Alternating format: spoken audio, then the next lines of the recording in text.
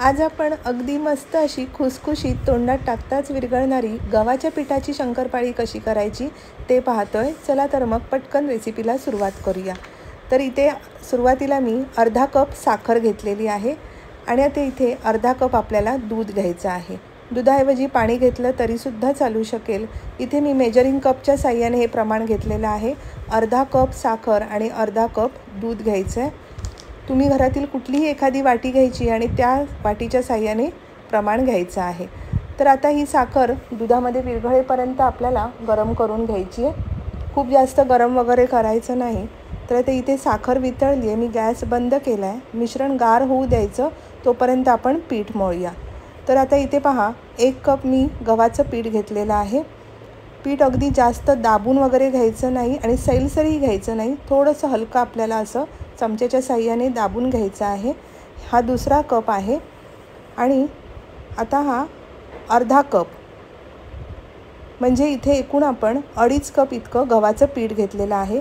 इथे पहा, मी हे मेजरिंग कप वापरले आहेत, या साह्याने आपण 2.5 कप इतकं गव्हाचं पीठ घेतलेलं आहे। तुमच्याकडे जर मेजरिंग कप नसेल तर त्याऐवजी कुठल्याही वाटीच्या साह्याने हे प्रमाण घ्यायचं आहे। किंचितसं मीठ घातलेलं आहे, थोडीशी वेलची पूड घालायची आणि 1 चमचा आपल्याला बारीक रवा यामध्ये घालायचा आहे आणि छान असं हे सगळं चमच्याने एकजीव करून घ्यायचं आहे। तर आता इथे पहा, अर्धा कप मी वितळवलेलं साजूक तूप घेतलेलं आहे। हे आता आपल्याला कडकडीत गरम करायचं आहे आणि ह्या तुपाचं मोहन आपल्याला ह्या पिठावर घालायचं आहे। तर आता हे तूप अगदी कडकडीत असं मी गरम करून घेतलं आणि हे मोहन मी ह्या पिठावर घातलेलं आहे। छान असं चमच्याच्या साह्याने सगळं आपण हे पिठाला लावून घ्यायचं आहे। सुरुवातीला खूप गरम असतं म्हणून लगेचच आपल्याला हात लावायचा नाही, थोडंसं हलकं थंड झालं की असं हाताने आपल्याला हे तूप पिठाला हे पहा असं चोळून घ्यायचं आहे। सगळ्या पिठाला व्यवस्थित तूप लागायला पाहिजे, त्यामुळे असं हे चोळून घ्यायचं। इथे छान असा मुटका वळून होतोय, म्हणजे आपलं हे तूप व्यवस्थित असं पिठाला लावून झालेलं आहे। आता आपलं दूध साखरेचं मिश्रणसुद्धा गार झालेलं आहे। थोडं थोडं घालून आपल्याला पीठ मळून घ्यायचं आहे। अगदी जास्त असं जोर लावून वगैरे पीठ मळायचं नाही, फक्त आपल्याला असं एकत्रित करून घ्यायचं आहे।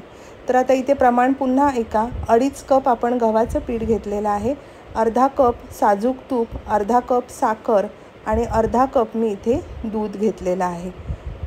तर आता इथे पहा, सगळं आपल्याला हे दूध साखरेचं मिश्रण इथे लागलेलं आहे आणि आता आपला हा घट्ट असा पिठाचा गोळा मळून झालेला आहे।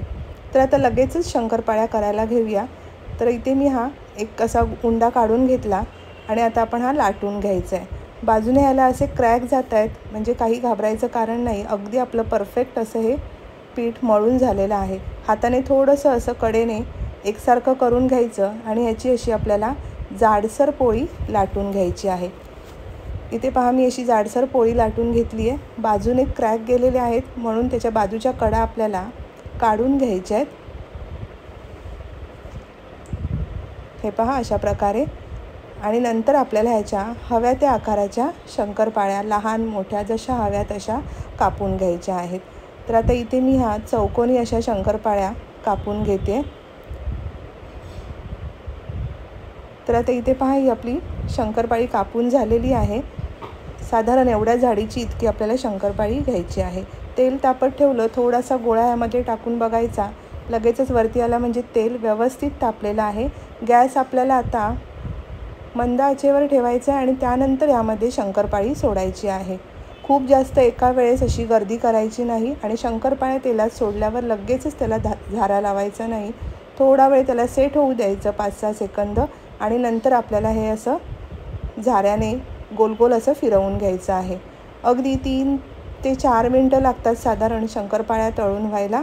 गॅस कुठेही आपल्याला मोठा करायचा नाही, लो टू मिडियम फ्लेमवरच आपल्याला ह्या शंकरपाळ्या अशा सोनेरी रंगावर तळून घ्यायच्या आहेत।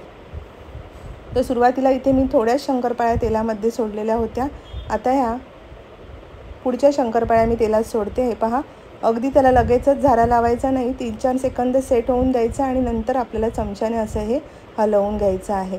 खूप जास्त लगेच शंकरपाळ्या तेलामध्ये सोडल्या तर तेलाचं तापमान अगदी कमी होतं आणि मग शंकरपाळ्या तेलामध्ये वितळू शकतात। तर इथे पहा, या अशा शंकरपाळ्या आपल्याला सोनेरी रंगावर छान अशा तळून घ्यायच्या आहेत। अगदी खूप मस्त होतात, जरासुद्धा तेलामध्ये वगैरे विरघळत नाहीत। आणि अशा त्या सगळ्या शंकरपाळ्या मी करून घेतल्या आणि तळून घेतलेले आहेत आणि अगदी मस्त अशी खुसखुशीत तोंडात टाकताच विरघळणारी आपली गव्हाच्या पिठाची शंकरपाळी तयार झालेली आहे। आवडली असेल तर व्हिडिओला नक्की लाईक, शेअर आणि सबस्क्राईब करा। पुन्हा भेटूया अशाच एका छान रेसिपीसह। तोपर्यंत धन्यवाद।